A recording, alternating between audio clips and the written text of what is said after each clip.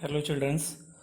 So, in the last class, we have discussed about the graphical representation of the various parameters which we have studied, that is displacement with respect to time, velocity with respect to time, acceleration with respect to time. So, we have seen the graph, displacement time graph, velocity time graph, acceleration time graph, and what they are giving and what are the characteristics of these graph. So we have studied in the last class. Okay, so now we will discuss free fall motion. Free fall motion.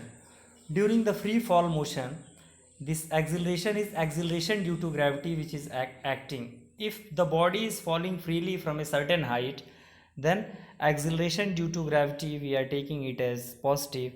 If we are throwing anything upside, then it is we are taking it as negative, that is minus 9.8 meter per second square. That is acceleration due to gravity is taken as negative because speed is going on continuously decreasing when we are throwing the object upside, and when we are dropping any object downside, then its speed is going on increasing.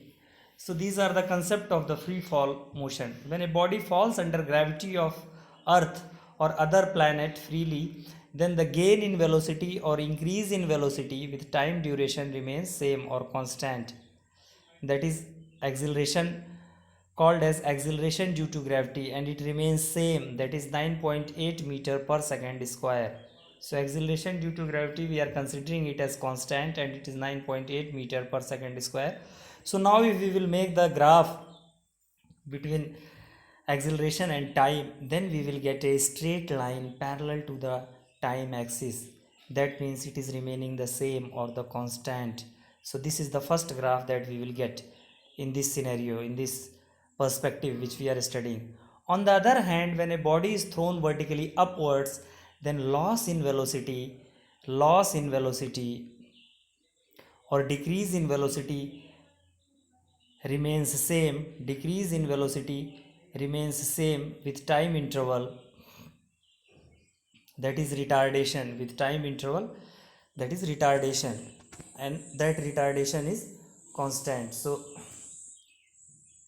if when a body is thrown vertically upwards, then loss in velocity or decrease in velocity remains same with time interval. So retardation is constant, retardation is constant. So for free fall, if a graph is plotted for acceleration time graph, the shape of the graph is as shown in first one. So this first one is the graph which we are concerned about, because here the acceleration is remaining constant, acceleration is not getting changed. Now we will move towards the second graph. What it is saying? It is saying that on the other hand, when a body is thrown vertically upwards, then loss in velocity or decrease in velocity remains same with time interval. So either it may be retardation or it may be acceleration.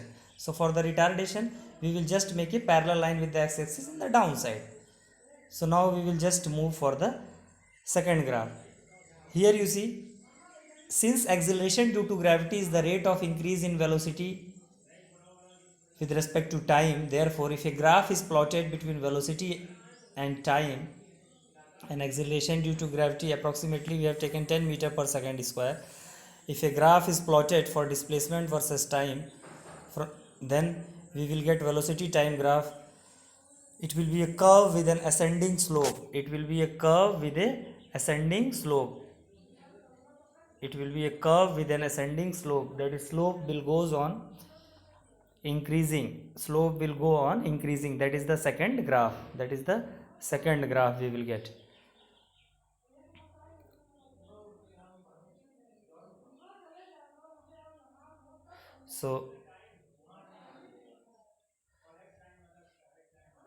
So it is clear from the displacement time graph as shown in figure 3, increase in the displacement with fixed interval of time increases, that is slope increases, therefore velocity increases, and hence acceleration is constant. Since distance traveled by a body falling freely is proportional to the square of the time, therefore if graph is plotted for the displacement versus time, it will be a straight line. Now a rough data is reflected, but if actual is taken, the slope will give the half of the value of the acceleration due to gravity. that is h equals to ut plus half gt square. So these equations we will discuss in the next section. That means in the next section means just now we will proceed, that is equation of motion. Here equation of motion, equation of the uniformly accelerated motion, equation of the uniformly accelerated motion. It is actually known as the Newton's equation for the uniformly accelerated motion. Newton's equation for the uniformly accelerated motion. So basically in this one we are going to study the three equations: v equals to u plus at, s equals to u plus s equals to ut plus half at square.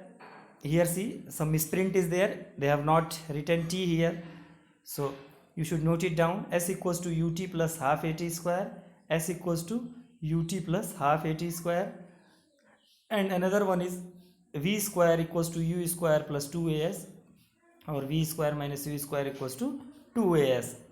So these are the respective equations. We are going to discuss its derivations and how they came, and they are known as the uniformly accelerated motion equation, Newton's uniformly accelerated motion equation. So here what is v and u? V is the final velocity, u is the initial velocity, a is the acceleration, t is the time, s is the distance covered, a is the acceleration. Now you are familiar with all the terms. So first and foremost thing, we will discuss about the first equation, that is v equals to u plus at.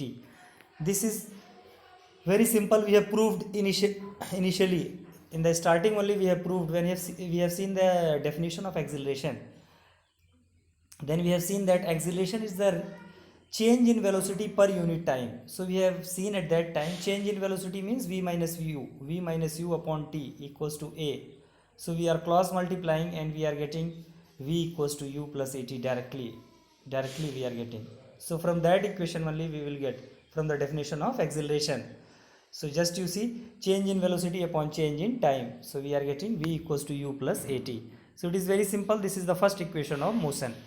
Now since we are knowing, second equation is regarding the distance, that is s equals to ut plus half at square. S equals to ut plus half at square. Second equation is s equals to ut plus half at square. So we are knowing that velocity equals to, or speed equals to distance upon time, we can say. So distance equals to speed into time. Here they have taken average velocity. I have told you that in some cases the distance and displacement are same, so we can take it as velocity also. So distance traveled equals to average velocity into time. Average velocity means average of the velocity, okay. So average of the velocity means initial velocity plus final velocity divided by 2 into t. So directly, and here in this equation we can substitute the value of v equals to u plus at. If we will substitute v equals to u plus at, then the v will vanish from the equation and we will get only the equation in terms of u. So after solving we will get s equals to ut plus half at square. Only we have to substitute in this equation, that is distance traveled equals to average velocity. So average velocity means all the velocities divided by 2, all the two velocities divided by 2. All the velocities means initial and the final divided by 2 into t, means average of velocity into time. So in that one we will substitute v equals to u plus at, so we will get s equals to ut plus half at square. So you have to practice it by doing. You may get it in exam to prove, so you should practice it.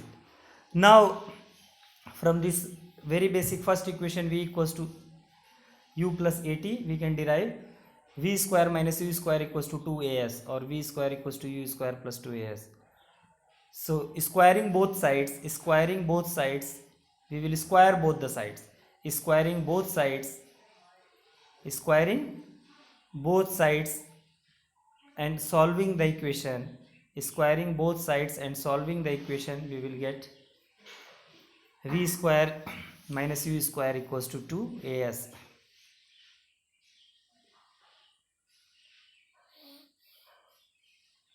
Okay, so in this way we can just prove these equations. So special cases, now we will discuss the special cases about these equations. We have talked about v equals to u plus at. If initial velocity is 0, then we will get v equals to at. If initial velocity is 0, then we will get v equals to at. Now another one is s equals to ut plus half at square. S equals to ut plus half at square. If initial velocity is 0, then we will get only half at square. Now v square minus u square equals to 2as. If initial velocity is 0, then u will be 0, so we will get v square equals to 2as. These are the special cases. These are the special cases of the equation. Now same equations, if we are, instead of acceleration, linear acceleration, we are applying acceleration due to gravity. If we are applying acceleration due to gravity, then these equations can be written with acceleration due to gravity. That is v equals to u plus gt, s equals to ut plus half gt square, v square minus u square equals to 2 gs. In that perspective also we can write. But if we are taking the negative acceleration if we are taking, then in that same equation v equals to u plus at, s equals to ut plus half at square, v square equals to u square plus 2as. In that everywhere instead of plus a we will substitute minus a, so we will get the equation in minus. That is v equals to u minus at, s equals to ut minus half at square, and v square equals to u square minus 2as. Similarly, in case of acceleration due to gravity also, we may get, if the body is thrown, if it is falling, then we will get v equals to u plus gt, h equals to ut plus half gt square, v square equals to u square plus 2gt.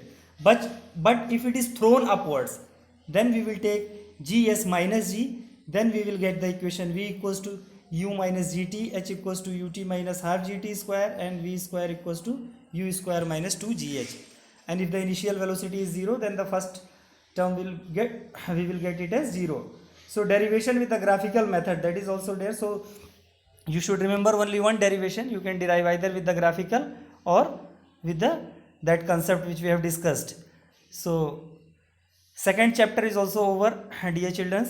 So now we have to just practice the basic numericals. You practice the basic numericals, all the numericals in an effective way, and prepare the notes, and whatever numericals are there that is tough, you mark it. I will try to put one more video lecture. In that one I will discuss the numericals only from the 2 chapters, if it is possible. Okay, so thank you children.